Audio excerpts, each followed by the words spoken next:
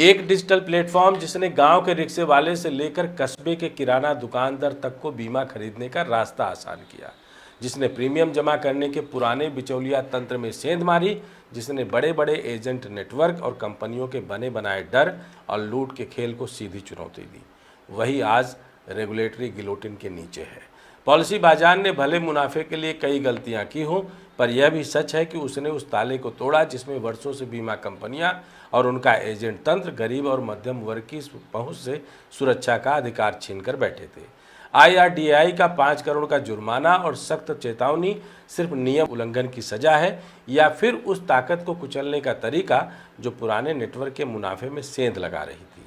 क्या यह कार्रवाई सिर्फ 5 यूलिप को बेस्ट बताने के आपराधिक एक काम की सजा है, या इसके पीछे वह अदृश्य नाराजगी है जो तब पैदा होती है जब कोई सिस्टम के बनाए राजस्व के नलों में अपनी टोटी लगा देता है?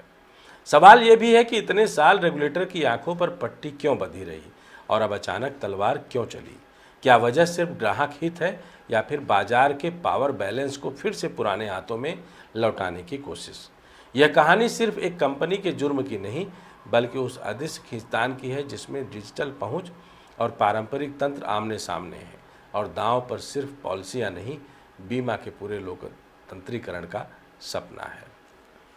नमस्कार, मैं आपका डॉक्टर विजय शुक्ल। पॉलिसी बाजार, जिसे डिजिटल इंडिया की सफलता के बड़े प्रतीकों में गिना जाता रहा है, आज 5 करोड़ रुपए के IRDAI जुर्माने के साथ कटघरे में है।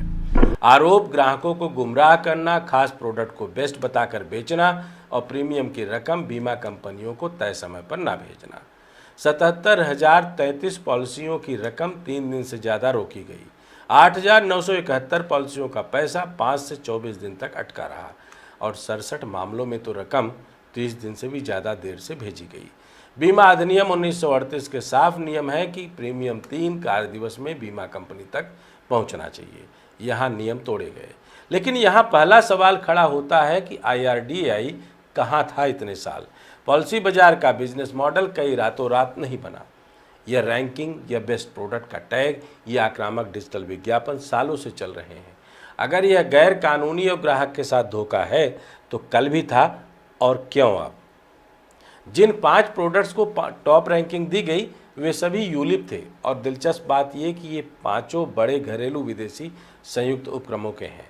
बजाज अलायंस गोल्ड इंश्योरेंस, जिसमें जर्मन साझेदारी है, Edelweiss Tokio wealth gain plus जापानी साझेदारी, HDFC click to wealth British साझेदारी, SBI life e wealth insurance French साझेदारी, ICICI सिग्नेचर ब्रिटिश साझेदारी।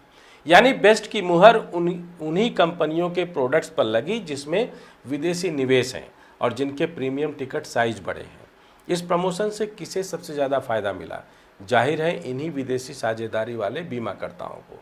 और अब जब IRDAI की कार्रवाई पॉलिसी बाजार की विश्वसनीयता पर चोट करेगी तो इसका अप्रत्यक्ष लाभ किन्हें मिलेगा? उन कंपनियों को जिनके पास अपना एजेंट नेटवर्क है, जो इस प्लेटफॉर्म पर डिपेंड नहीं करती, जिनमें कई पब्लिक सेक्टर बीमाकर्ता और कुछ नए डिजिटल प्लेयर्स शामिल हैं।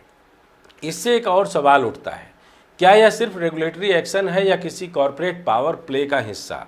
बीमा बाजार में पॉलिसी बाजार की पकड़ इतनी मजबूत है कि उसके प्लेटफॉर्म को कमज़ोर करना नए खिलाड़ियों के लिए जगह खाली करना होगा। और यहाँ नए खिलाड़ी सिर्फ घरेलू नहीं, कुछ बड़े विदेशी बैंकिंग वाले डिजिटल एग्रीगेटर्स भी कतार में हैं। IRDAI का दोहरा चेहरा भी इस कहानी में साफ झलकता है।